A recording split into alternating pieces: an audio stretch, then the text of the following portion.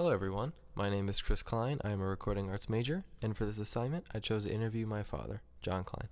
My father is a man of many professions, including radio disc jockey, property owner, and art critic whenever he has a moment to spare.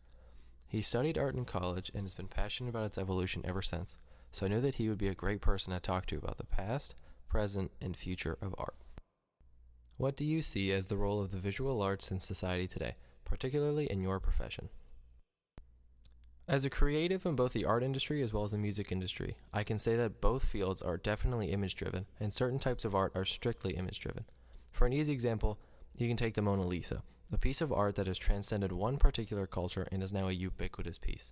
I think that as visual creatures, we tend to align certain pieces of art as these cruxes of culture, and something like the Mona Lisa becomes a standard of visual beauty that future generations will attempt to interpolate and to make their own. Now on the radio end, I clearly have a more audible line of work in that case, but even though the songs you hear aren't truly an image, we still have music videos that put a picture to the sound. I think that songs like Thriller have stood the test of time because of the mini-movie that came with it, and I see that artists are making their imprint on art in the same way. There is not one dominant sensory reaction in art, and all of the different variables have to coexist to make anything work. New communications and media technologies make imagery almost instantly available. Do you believe that this has a positive or negative influence on your field? Please provide an example. I think that this poses both benefits and setbacks to the art. On one hand, the idea of instant art means collaboration could happen in an instant, and I think that art has always needed that.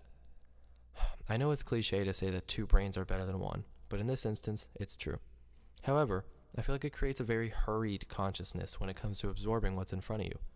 Instagram, for example, gives people the ability to capture a spontaneous moment that couldn't have been documented without its existence, but it also means that that moment will be drowned out by thousands of pictures in that timeline. I think we need to strike a balance between lasting memories and now you see it trends. What popular images do you frequently see repeated throughout your industry? The images that float by my desk every day tend to be pictures of artists or some sort of press junket. Working in an industry that is so saturated with image, it's almost an unwritten fact that everything in front of me has somehow been altered in Photoshop, which I guess is both good and bad. It's good because it keeps innovating for more lanes and jobs, but it's bad because it loses any sort of humanistic trait left in the media. But I digress. So, right now, Taylor Swift is, prepping to take over music again. So of course I'm starting to see her in more press and more advertisements. I would love to work at something like an architectural firm and have blueprints and ideas ran by me, but for now, I stick to pop stars. Who is one of your favorite visual artists, and why is that style of art your favorite? Seeing as that I live in Pennsylvania, I tend to visit Frank Lloyd Wright's pieces the most, and so I would have to say that he is one of my favorite visual artists. I'm fortunate enough to drive to Falling Water in about 30 minutes, so each time I go out and I stand and marvel at his ability to incorporate progressive architecture with the nature that engulfs it. He has also always been a hero of mine in that way, and I hope that his legacy lives on not just in that house, but in all of his works.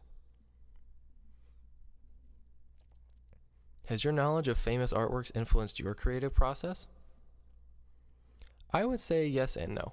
I mean, every person is exposed to so many different pieces of art or culture every single day, so even on a subconscious level, I think that we incorporate these ideas all the time without thinking about it. I feel like I see a logo for Coke about a bajillion times a day without realizing it. So when you see the colors of red and white go together in that way, you unconsciously think of that company, which is great marketing. The same goes for seeing thousands of Nikes every day or a million pair of those big red Beats headphones on the head of every college kid I know.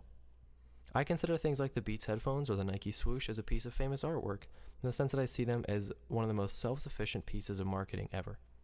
You see a pair of Nikes and the lifestyle that comes with them, and that in turn keeps them fresh in your brain until the next time you see them, creating a feedback loop for Nike that sticks in your brain. Whereas I would love to see more conventional art in my day-to-day be incorporated, I think that advertising has circumvented the traditional way of absorbing the world around you. I thank you so much for giving me such informed answers, and I hope that we can speak on these subjects again. Thanks, guys. Have a great night.